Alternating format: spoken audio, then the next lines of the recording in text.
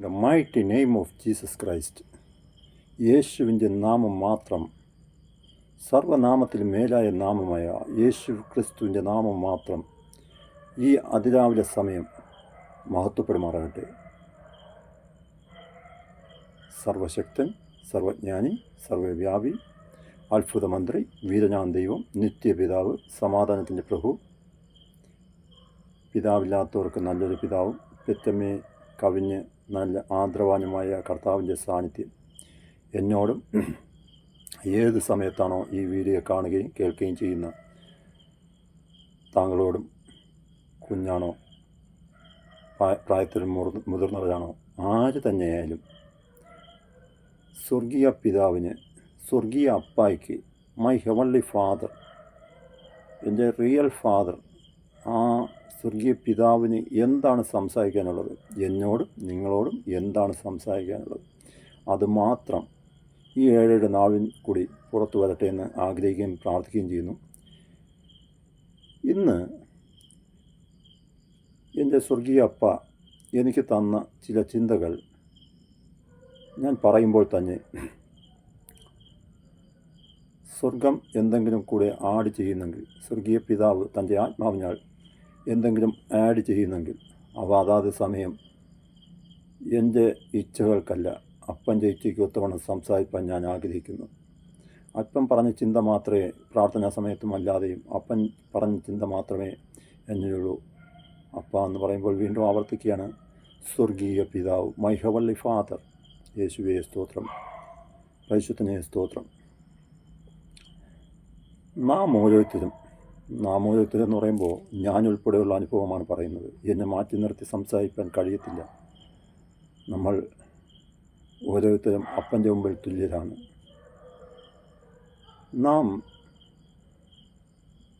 ചില പ്രതിസന്ധികൾ കൂടി കടന്നു പോയിട്ട് പോകേണ്ട സ്ഥാനത്ത്, ചില പ്രതിസന്ധികൾ കൂടി കടന്നു പോയിട്ടുണ്ടെങ്കിലും അതൊന്നും നമ്മെ ഏശിയില്ല. ചില പ്രതിസന്ധികൾ വഴി മാറി തന്നു. ഒരു വാഹനം ജസ്റ്റ് ഇപ്പുറത്ത്, അയ്യോ ഇന്നൊരു ആക്സിഡൻറ്റ് പറ്റിയുണ്ടായിരുന്നു, ജസ്റ്റ് മിസ്സായിപ്പോയി. ആ വണ്ടി വലത്തോട്ട് വന്നതെങ്കിൽ ഞാൻ ആ സ്പോട്ടിൽ തീരുന്നതിന് അങ്ങനെ സംഭവിക്കുമായിരുന്നു, ഇങ്ങനെ സംഭവിക്കുന്നു. എത്രയോ പ്രാവശ്യം നമ്മൾ പറഞ്ഞിട്ടുണ്ട്. അവിടെ ദൈവത്തിൻ്റെ പ്രവൃത്തിയാണോ സംഭവിച്ചത്, അതോ മാനുഷിക പ്രവൃത്തിയാണോ? ഒന്ന് ചിന്തിച്ചു നോക്കുക. എത്രയോ പ്രാവശ്യം ഉറങ്ങി വാഹനം നിങ്ങൾ ഓട്ടിക്കുമ്പോഴും അല്ല വേറെ ഡ്രൈവർ ഓട്ടിക്കുമ്പോഴും ഉറങ്ങി യാത്ര ചെയ്ത് ഒരു നിമിഷ നേരം കൊണ്ട് ആക്സിഡൻറ്റിൽ നിന്ന് രക്ഷപ്പെട്ട എത്രയോ അനുഭവമുണ്ട്. പലപ്പോഴും നമ്മൾ പ്രതികൂലത്തിൽ അകപ്പെടുമ്പോൾ നാം ദൈവത്തെ താഴുന്നു. അങ്ങനെ ഒരു ദൈവം ഉണ്ടായിരുന്നെങ്കിൽ ഇങ്ങനെ സംഭവിക്കുമായിരുന്നോ? ഇത് കേൾക്കുന്ന ഓരോ വ്യക്തിജനത്തോട് ഞാൻ ചോദിക്കട്ടെ, കോവിഡ് നമ്മേക്കാൾ ശ്രേഷ്ഠരായവർ, കുലഹീനർ, സമ്പത്തിൽ ഉള്ളവർ, ആരോഗ്യമുള്ളവർ, പ്രായത്തിൽ കുറഞ്ഞവർ, സൗന്ദര്യമുള്ളവർ, VIP-കളും VIP-കളുമെല്ലാം മരിച്ചു മണ്ണടയുന്ന സമയത്ത്, അത് ഞാൻ വേറൊരു മെസ്സേജിൽ കൂട്ടിച്ചേർത്തായിരുന്നു, ഒന്നുകൂടി ആവർത്തിക്കട്ടെ. നായ്കൾക്ക് കിട്ടുന്ന ബഹുമാനം പോലും കിട്ടാതെ, നായ ചത്തു കഴിഞ്ഞാൽ ഇന്ന് പോലീസ് നായ്ക്കാണെങ്കിൽ ഭയങ്കരപ്പെട്ട ബഹുമാനത്തോടു കൂടിയാണ് അടക്കുന്നത്. മനുഷ്യന് കിട്ടുന്ന ബഹുമാനത്തേക്കാൾ ബഹുമാനം കിട്ടുന്നുണ്ട്. എന്നാൽ നായയെ അടക്കുന്നൊരു ബഹുമാനം പോലും കിട്ടാതെ, സ്വന്തം ഭവനത്തിൽ ബോഡി ഒന്ന് കൊണ്ടുവരാൻ ബന്ധുക്കൾക്ക് കാണുവാൻ പോലും കഴിയാതെ, വിദേശത്തും സ്വദേശത്തും പലയിടത്തും ഒന്ന് മുഖം പോലും കാണാൻ കഴിയാതെ, ഞാൻ എന്നെ അടക്കിയാൽ മതിയെന്ന് പറയുന്ന സ്ഥാനത്ത് ദഹിപ്പിക്കുകയും ബാക്കിയുള്ള നിലവാരത്തിൽ മതമോ ജാതിയോ വർണ്ണമോ പൊക്കമോ ഒന്നും നോക്കാതെ ആയിരുന്നപ്പോൾ നാം എന്തുകൊണ്ട് അവിടെ നിന്ന് തെറ്റിമാറി വന്നു? അതിൽ ഒരു ജഡമായി നാം തീരാമായിരുന്നില്ലയോ?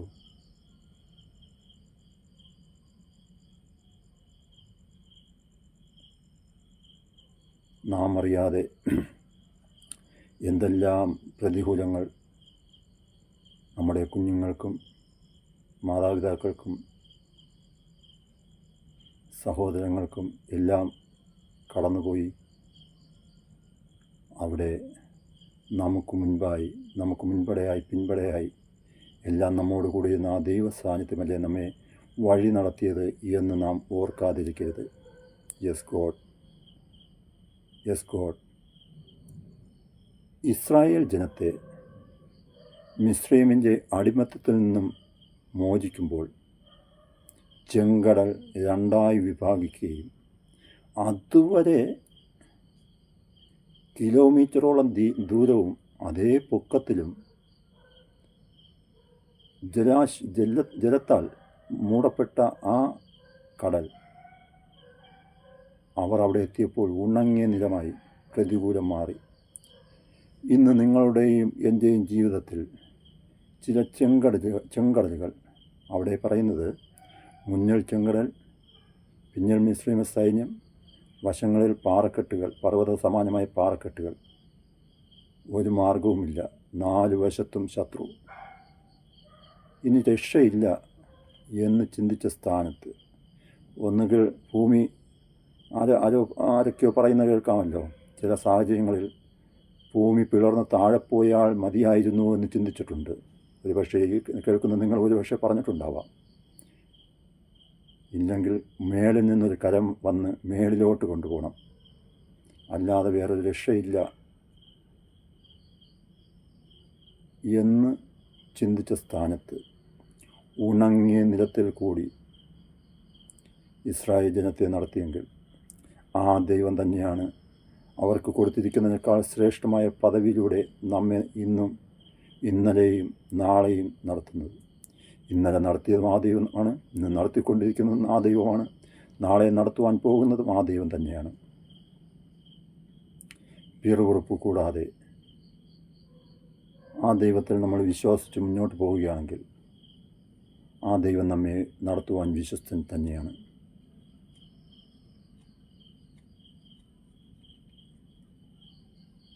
ആ 38 വർഷമായി ബെഥസ്ദ കുളക്കരയിൽ കിടന്ന വ്യക്തിയെ അതുവരെ ആ കുളത്തിൽ ദൂതൻ വെള്ളം കലക്കുമ്പോൾ അതിനകത്ത് ചാടിയാൽ മാത്രമേ വിടുതലുള്ളൂ.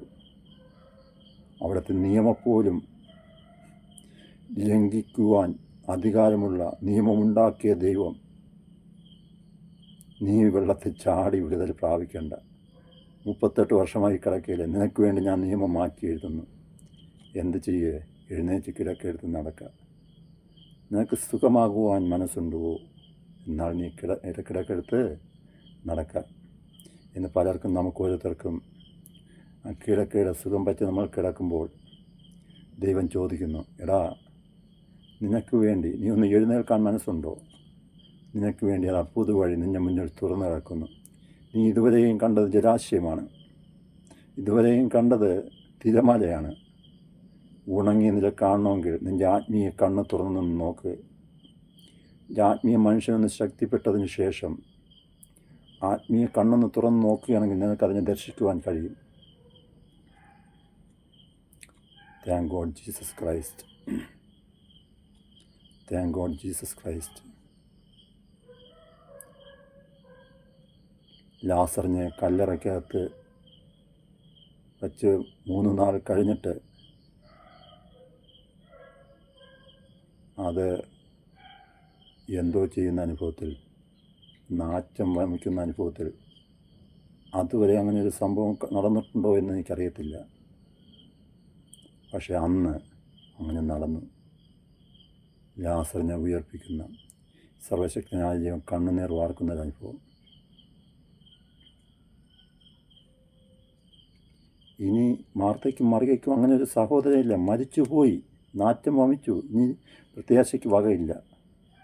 ഇല്ല, നിങ്ങൾക്കൊരു സഹോദരൻ്റെ കുറവുണ്ട്. നിങ്ങളുടെ സഹോദരൻ ഇപ്പോൾ മരിക്കാൻ പാടില്ല. അവിടെ അതുവരെ സംഭവിച്ചിട്ടില്ലാത്തൊരു മാറ്റം, അതുവരെ നടന്നിട്ടില്ലാത്തൊരു വിടുതൽ ആ കുടുംബത്തിൽ നടക്കുന്നു.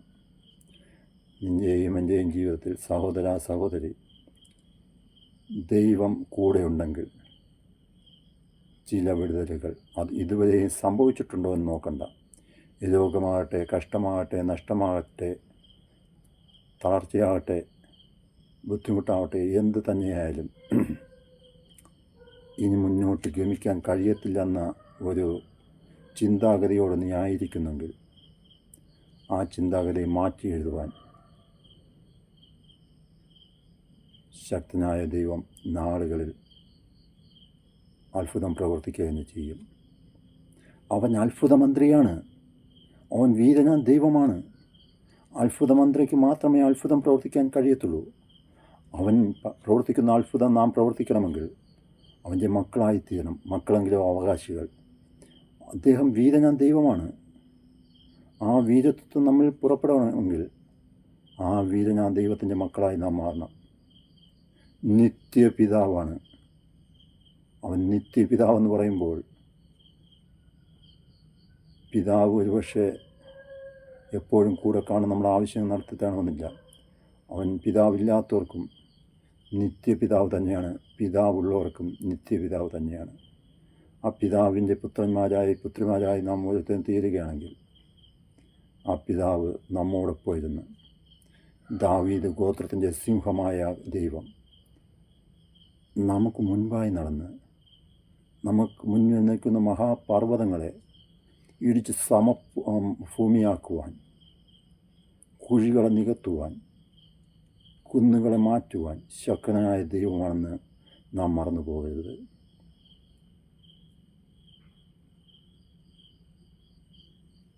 Yes God.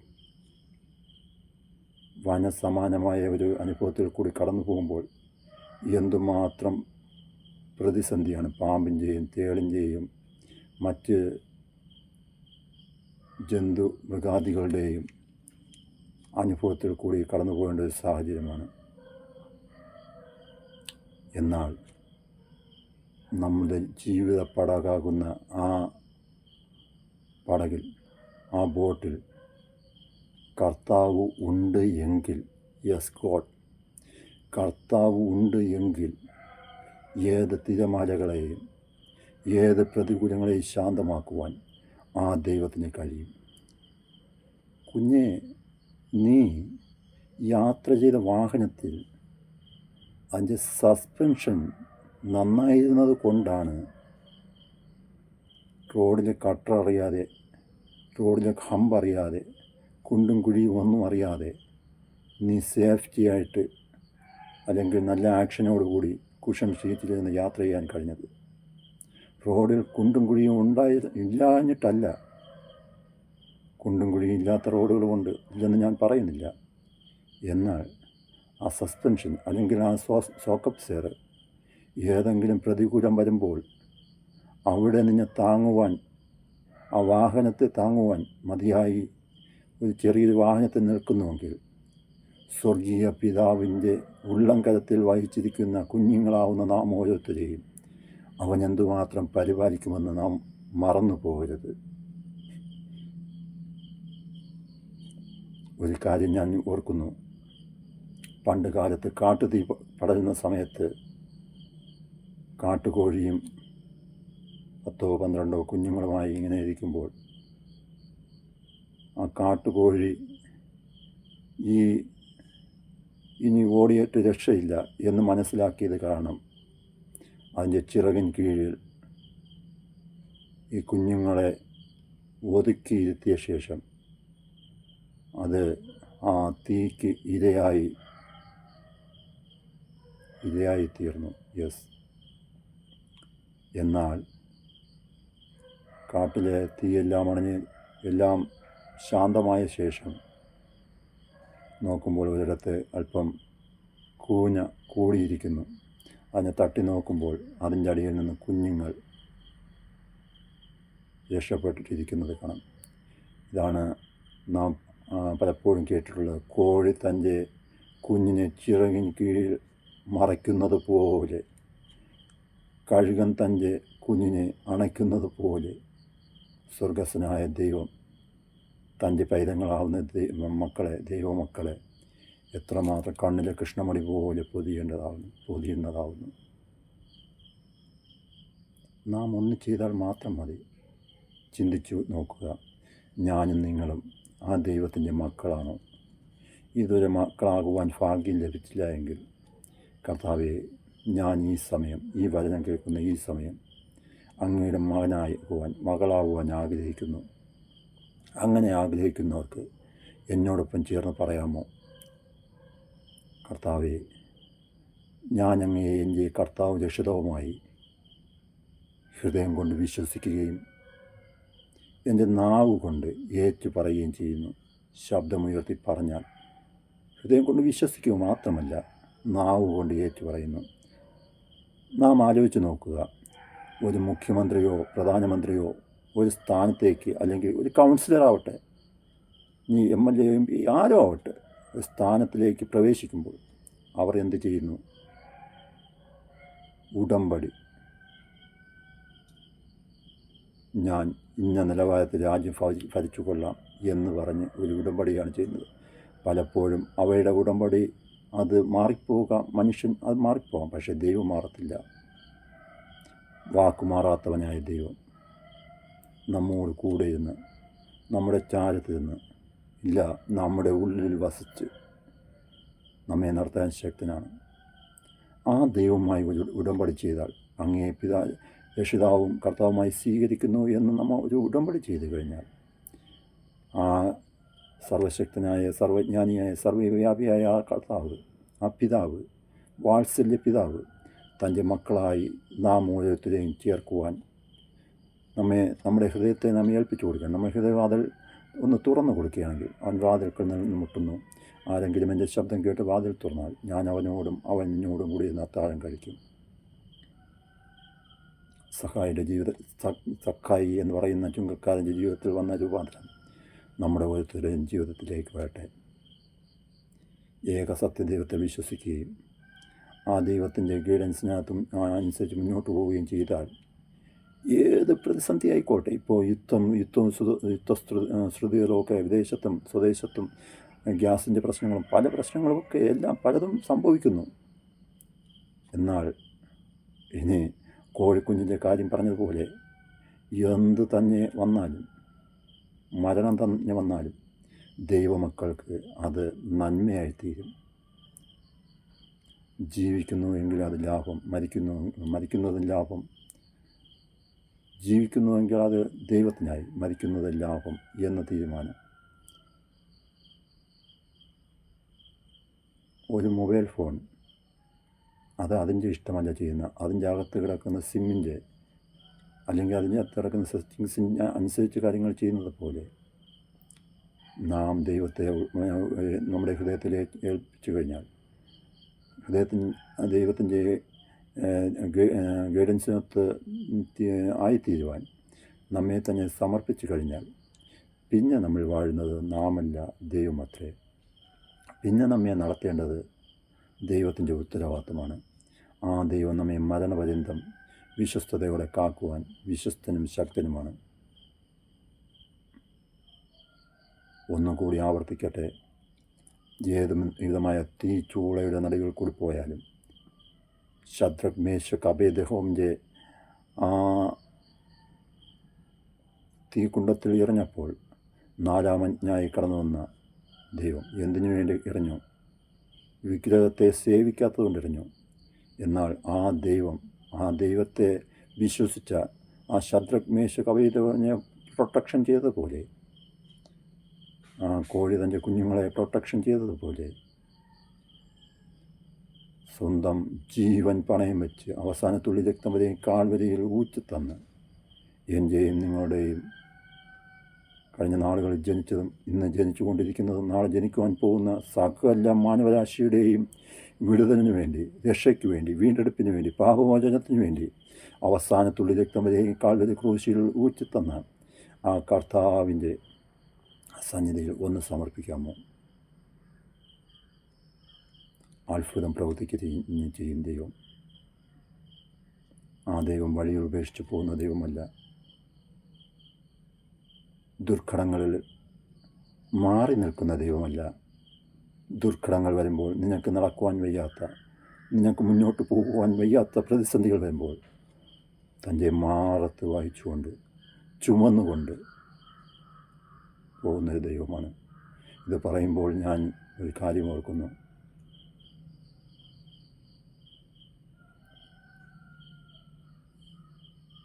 ഒരു വ്യക്തി ഇങ്ങനെ കാട്ടിലൂടെ ഇങ്ങനെ നടന്നു പോയിക്കൊണ്ടിരിക്കുമ്പോൾ സഹായത്തിനായി ഒരു ദൂതൻ വന്നതായിട്ട് മനസ്സിലാക്കുന്നു. പ്രതിസന്ധിയുടെ നടുവിൽ, പ്രതികൂലത്തിൻ്റെ നടുവിൽ സഹായിയായിട്ടൊരു ദൈവത്തിൻ്റെ ദൂതൻ അല്ലെങ്കിൽ ഒരു ദൈവപുത്രൻ കൂടെ ഉള്ളതായിട്ട് മനസ്സിലാക്കി. എന്നാൽ കുറേ കഴിഞ്ഞ് അതികഠിനമായ മുന്നോട്ട് ഗമിക്കാൻ വയ്യാത്ത അനുഭവമായപ്പോൾ അവിടെ 2 പാദങ്ങൾ മാത്രം കാണുന്നുണ്ട്. 2 പേർ നടക്കുമ്പോൾ രണ്ടും 4 പാദങ്ങൾ കാണേണ്ട സ്ഥാനത്ത് 2 പാദങ്ങൾ മാത്രമേ കാണുന്നുള്ളൂ.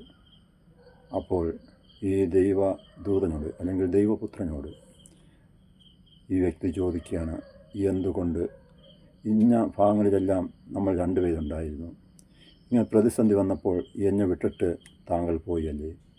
അപ്പോൾ ആ ദൈവപുരുഷൻ പറയുകയാണ്, ഇല്ല, പ്രതിസന്ധിയുടെ നടുവിൽ ഞാൻ നിന്നെ എൻ്റെ മാറത്ത് ചുമക്കുകയായിരുന്നു, ഞാൻ നിന്നെ വഹിക്കുകയായിരുന്നു. നാം ഏത് പ്രതിസന്ധികൾ കൂടി കടന്നു പോകേണ്ടി വന്നാലും നിനക്ക് വഹിക്കുവാൻ പറ്റാത്ത പ്രതിസന്ധി വരത്തില്ല. വന്നു കഴിഞ്ഞാൽ തൃത്വത്തിൽ 3-ാമനായ പരിശുദ്ധാത്മാവ് ഗൈഡൻസ് നിന്ന് നിന്നെ നയിപ്പാൻ, മുന്നോട്ടുള്ള ഗമനം സ്ഥിരമാക്കുവാൻ മതിയായവനാണെന്ന് മറന്നു പോകരുത്.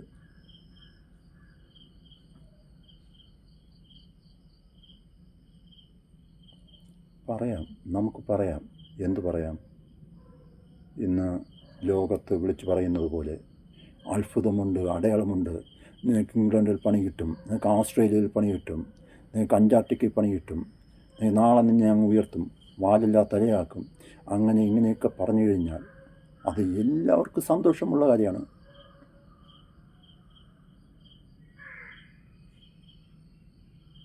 പക്ഷേ നമ്മുടെ ജീവിതം ക്രമീകരിക്കേണ്ട ഭാഗങ്ങൾ ക്രമീകരിച്ച് ദൈവം എന്താണ് പറയുന്നത്, നിന്നെ അമേരിക്കയിലില്ല, അന്റാർട്ടിക്കയിലില്ല, ആഫ്രിക്കയിലില്ല, എവിടെ അയക്കാനും ദൈവം ശക്തനാണ്. ആ ദൈവത്തിൻ്റെ വാക്കിന് താണിരുന്ന് ക്ഷമയോടെ കാത്തിരുന്ന് മുന്നോട്ട് പോവുകയാണെങ്കിൽ ഈ ലോകത്തിലും വരും ലോകത്തിലും വലിയ മാന്യതകൾ നൽകുവാൻ സർവശക്തൻ ശക്തനാണ്. ആ ദൈവത്തിൽ നമുക്ക് ഒരുമിച്ച് ആശ്രയിക്കാം.